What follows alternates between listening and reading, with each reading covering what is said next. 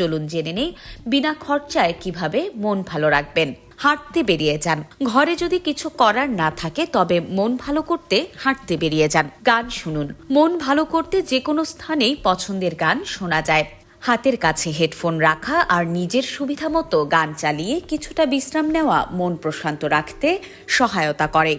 বই পড়ুন। বই পড়ার মাধ্যমে একটি কল্পনার জগৎ সৃষ্টি হয়। আগে পড়া হয়নি বা সম্পূর্ণ শেষ করা হয়নি এমন কোনো ভালো কিছু পড়ার মাধ্যমে নিজেকে বইয়ের মাঝে ডুবিয়ে রাখা যায়। বন্ধুদের সঙ্গে দেখা করুন। নিজেকে চাঙ্গা করতে ও মন খারাপের রেশ কাটাতে ঘরে বসে না থেকে বরং বন্ধুদের সঙ্গে দেখা করা ও ভালো বিষয় নিয়ে কথা বলা প্রয়োজন।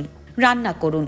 বেশি মন খারাপ লাগলে রাতেও শুরু করতে পারেন। অনেক সময় রান্না করাও আপনার মেজাজকে ভালো করে দিতে পারে।